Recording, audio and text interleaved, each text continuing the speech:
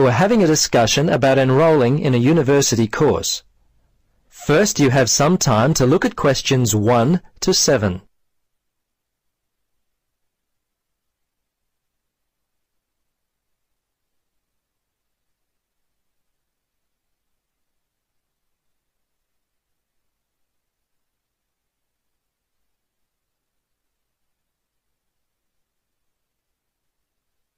Now, listen carefully and answer questions 1 to 7. Registrar's office, this is Pam. Yes, hello. I'm calling about enrolling to study at the university. This is the right number? Yes, this is Mitchford University admissions. What would you like to know? Well, basically I need to know what I have to do to be enrolled as a student. You see, I'm currently studying education at another school. I've just finished my first year, but I'm not really enjoying it. I think I'm more interested in accounting. My dad teaches maths, so I thought it might be a good choice. Well, better than business anyway. Okay. Have you received a registration pack? No? How can I get one of those? Well, you've got to have one to register. You can enroll at the university at any time after you receive a registration pack. These are usually available from September for first-year and transferring students, and from November for returning students. On the basis of the information contained in the registration pack, you should attempt to make a firm choice about which courses to study before completing your form. I see. So I've only got a month to get my registration pack in. Can you send me one? Sure. If you are close to a high school, the registration pack and university prospectus are available from the Careers Advisor.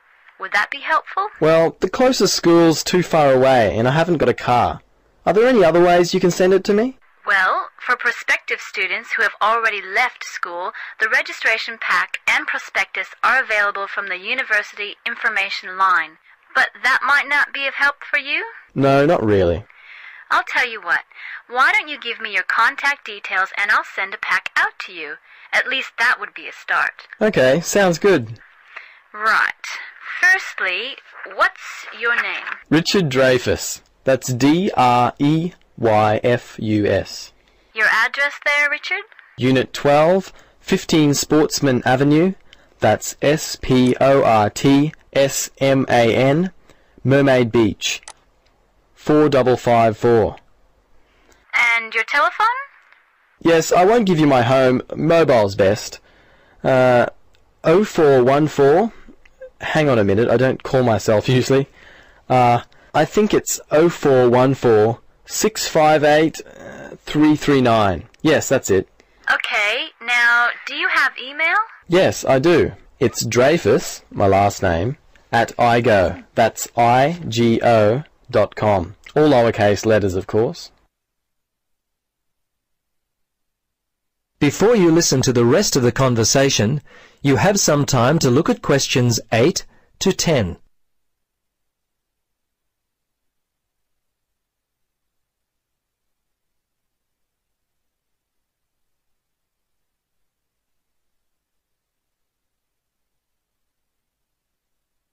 Now listen carefully and answer questions 8 to 10. Okay, that looks fine. Now, do you have any questions for me? Yes, I've got a friend who is interested in studying at the university.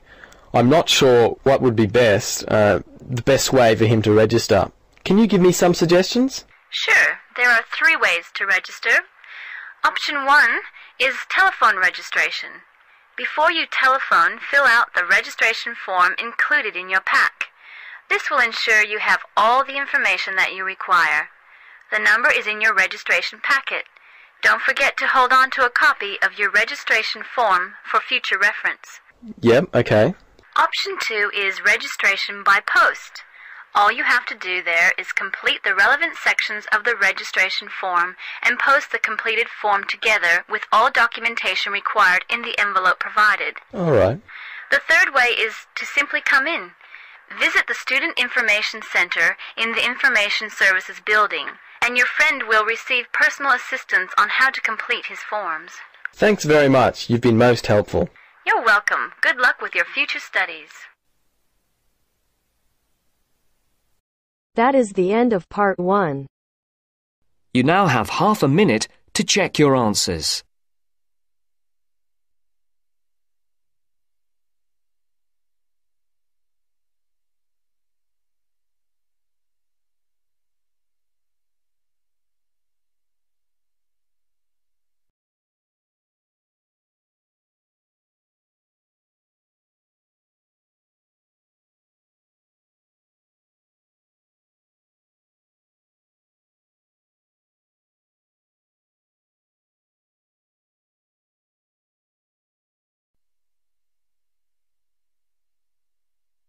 Now turns to part 2.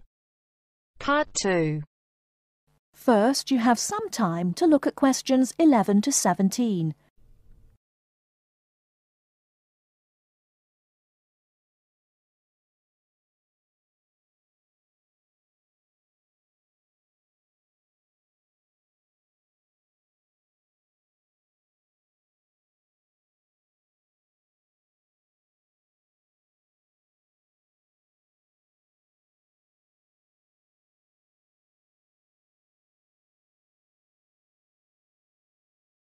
Now, listen carefully and answer questions 11 to 17. Hello, and thanks everyone for coming here today. I know it's always a bit stressful going for a job interview, but it's best to be prepared. For any of you who may not know me, my name is Fiona Ogilvie, and my job is to offer guidance and support for students with special needs. Now, you wouldn't be here today if you weren't interested in finding a job in the holidays. So let's get down to it and see what things you need to be looking out for. Most of you, I hope, will be applying for jobs with the companies that have been recommended by the university. The reason for this is that we here at the university already know these companies and have established good working relationships with them. I've also been to visit all of them and checked out the facilities they have to offer. You really need to make informed choices when you're looking for a job and make sure you know before you even get to the interview stage that your needs will be met. But I know that some of you are applying for jobs independently and have looked at companies outside the university recommended list. So for you, it's best to plan ahead and be aware of what it is you may need while you're working. Things that you need to check when you go for an interview are there enough toilet facilities and are these easily accessible?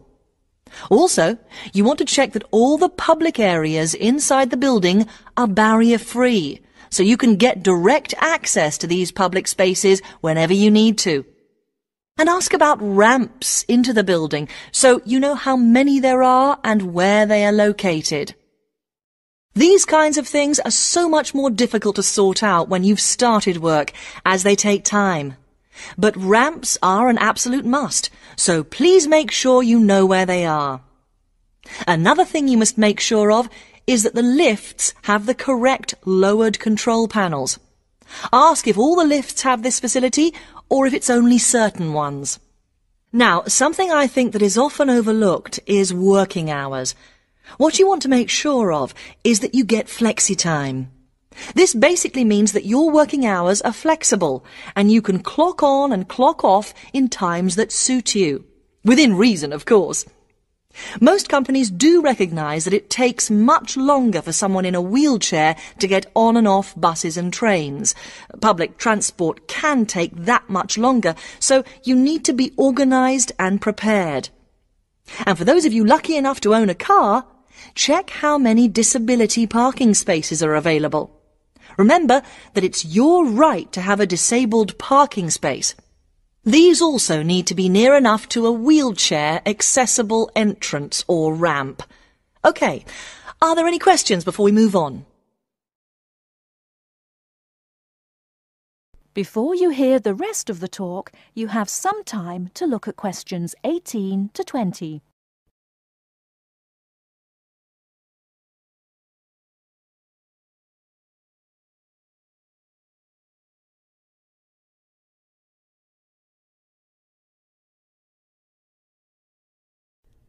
Now listen and answer questions 18 to 20. Right, let's move on then. Now I want to talk you through the series of visits to companies which we've got planned for next week. On Monday morning, we will be visiting the Lowland Hotel. They have various summer jobs available, working as a receptionist or conference organiser in their busy conference centre, organising and setting up conferences. You need to be prepared for working in an office environment and spending quite a bit of time talking on the telephone. The bus leaves for the hotel at 9 a.m, so make sure you leave yourself plenty of time to get there. When you arrive at the hotel, please gather in the reception area and wait for someone to take you to your first session, which will be a talk. The talk at the hotel will begin at 10 a.m, and then there will be a short tour of the hotel.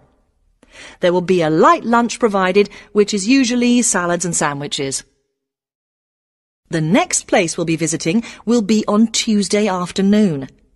We'll be going to visit a little local company that makes handmade paper and cards. For those of you studying art, this may be just what you're looking for. We'll be taken on a tour of the company which lasts 3 hours. The tour will start at 3:30 p.m. and after that you'll have a chance to meet some of the staff. Tea and coffee will also be provided. We have no trips planned for Wednesday, but on Thursday morning we'll be going to Tobago Travel Agency. This is a very popular choice amongst our students because you can get student discounts on holidays. We've booked a coach for this and it'll leave from outside the refectory at 8 a.m. You'll need to bring a packed lunch for this, so please don't forget.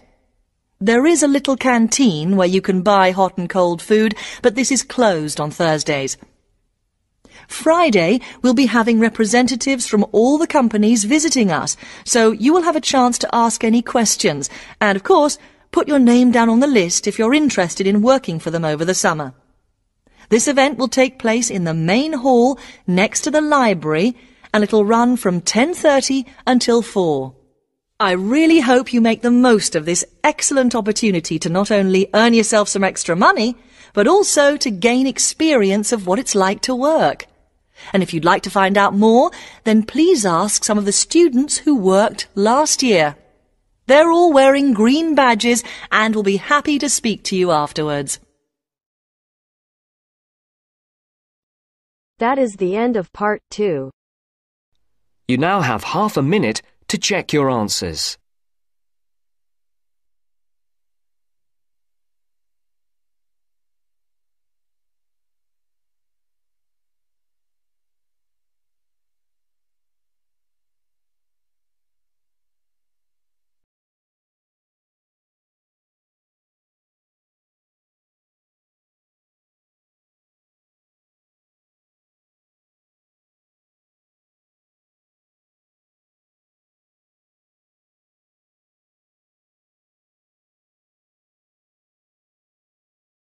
Now turns to part 3.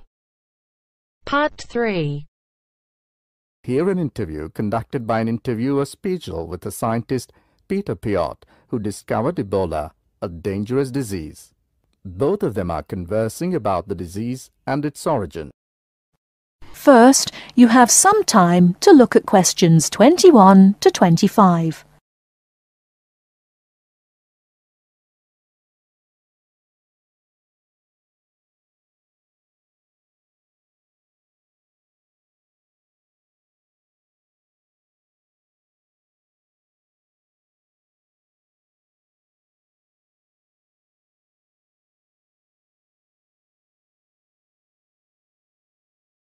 Now listen carefully and answer questions 21 to 25.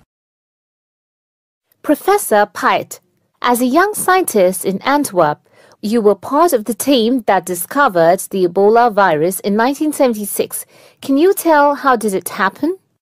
I still remember. Some day in September, a pilot from Sabina Airlines brought us a shiny blue thermos and a letter from a doctor in Kinshasa, in what was then Zara in the thermos. He wrote, there was a blood sample from a Belgian nun who had recently fallen ill from a mysterious sickness in Yambuku, a remote village in the northern part of the country. He asked us to test the sample for yellow fever.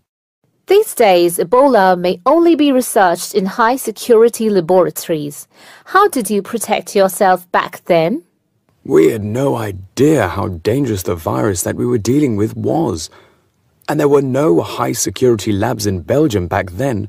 We just wore our white lab coats and protective gloves. When we opened the thermos, the ice inside had largely melted and one of the valves had broken. Blood and glass shards were floating in ice water. We fished the other, intact test tube out of the slop and began examining the blood for pathogens using the methods that were standard at the time. But the yellow fever virus apparently had nothing to do with the nun's illness. No, and the test for Lassa fever and typhoid fever were also negative. What then could be? Our hopes were dependent on being able to isolate the virus from the sample. To do so, we injected it into mice and other lab animals. At first, nothing happened for several days. We thought that perhaps the pathogen had been damaged from insufficient refrigeration in the thermos. But then, one animal after the next began to die. We began to realize that the sample contained something quite deadly. But you continued. Other samples from the nun who had just died arrived from Kinshasa. When we were just about able to begin examining the virus under the electron microscope, the World Health Organization entrusted us to send all of our samples to a high-security lab in England. But my boss at the time wanted to bring our work to a conclusion no matter what. He grabbed a vial containing virus material to examine it, but his hand was shaking and he dropped it on a colleague's foot. The vial shattered. My only thought was, oh shit! We immediately disinfected everything, and luckily our colleague was wearing thick leather shoes. Nothing happened to any of us. Before you hear the rest of the talk, you have some time to look at questions 26 to 30.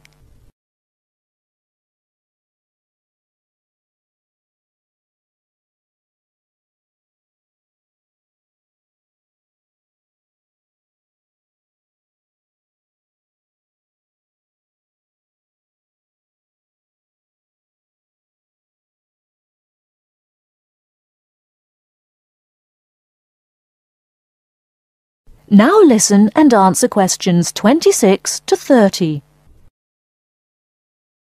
Were finally able to create an image of the virus using the electron microscope.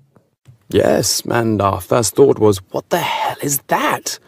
The virus that we'd spent so much time searching for was a very big, long and worm-like. It had no similarities with yellow fever. Rather, it looked like the extremely dangerous Marburg virus, which, like Ebola, causes a hemorrhagic fever. In the 1960s, the virus killed several laboratory workers in Marburg, Germany. Were you afraid at that point? I knew almost nothing about the Marburg virus at the time. When I tell my students about it today, they think I must be from the Stone Age. But I actually had to go to the library and look it up in the Atlas of Virology. It was the American Center for Disease Control which determined a short time later that it wasn't the Marburg virus, but a related unknown virus. Hundreds of people had already succumbed to the virus in Yambuku and the area around it. You were also the one who gave the virus its name. Why Ebola? On that day, our team sat together till late into the night. We had a couple of drinks discussing the question.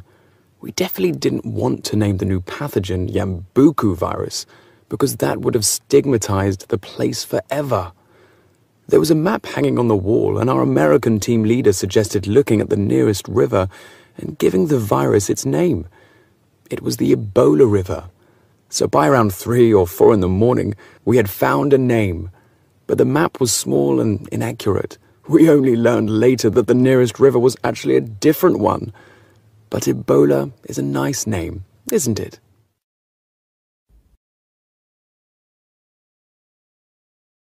That is the end of part 3.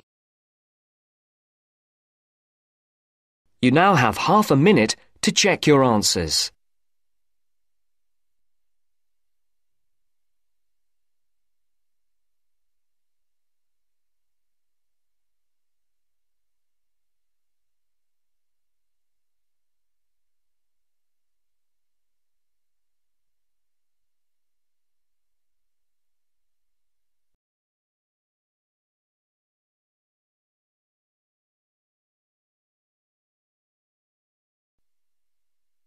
Now turns to Part 4.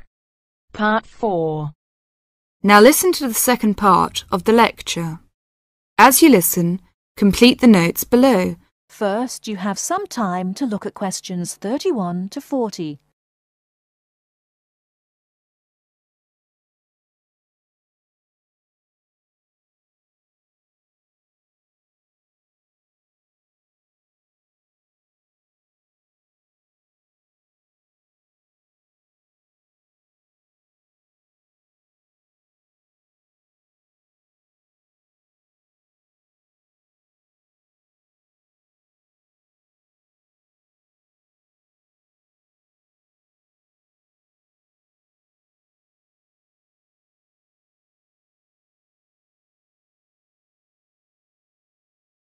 Now listen carefully and answer questions 31 to 40. Now let's turn to shopping, which may interest you more. In general, shops open at 9 o'clock in the morning and close at 5:30 in the afternoon. In country towns and quieter suburbs, smaller shops close for an hour at lunchtime, and once a week there tends to be an early closing day when most shops shut during the afternoon. Many cities have a late night once a week when shops stay open until approximately 8 o'clock in the evening. You should ensure that anything you bring into the country, such as travelling irons, heated rollers, hairdryers and electric shavers, can be used on the standard British voltage, which is 240 volts, 58Z. Many hotels will, on request, be able to supply adapters for electric shavers. When you travel, you may want to send postcards home. Stamps can be bought at post offices throughout Britain. They are open from 9 o'clock to 5:30 Monday to Friday, and until 12:30 on Saturday. Stamps can also be bought at postal centre stamp dispensers, at large stores and major tourist attractions. For posting letters, you don't have to go far before finding a red painted letterbox. Alternatively, use the letterboxes at post offices. You may ask how much to tip in hotels and how much it is for a taxi. There are no fixed rules on tariffs about this, and the following is intended only as a guide to customary practice. Most hotel bills include a service charge, usually 10 to 12%, but in some larger hotels 15%. Where a service charge is not included, it is customary to divide 10 to 15% of the bill among the staff who have given good service. In restaurants, if a service charge is not included in the bill, then 10 to 15% is usually left for the waiter.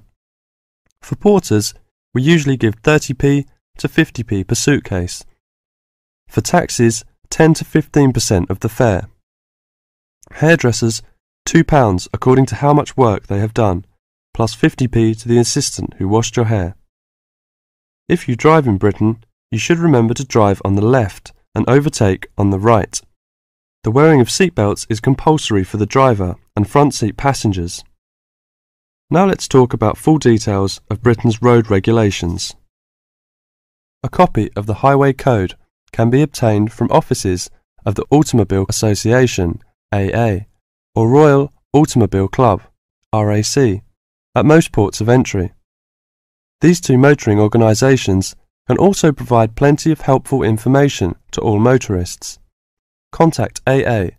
Telephone is 01 854 7373, 24-hour service. RAC telephone is 0304 204 256, 24-hour service. For something more serious, telephone operators will give you the telephone number and address of a local doctor's surgery. Alternatively, you can go to the casualty department of any general hospital or, in the case of severe emergency, dial 999. 999 is free. Remember, unless you belong to a European Community country or one with which the UK has reciprocal health arrangements, you will be charged for the full cost of medical treatment in Britain, except in the case of accidents or emergencies requiring outpatients treatments only. It would therefore be wise to take out full medical insurance before leaving home. That is the end of part 4. You now have half a minute to check your answers.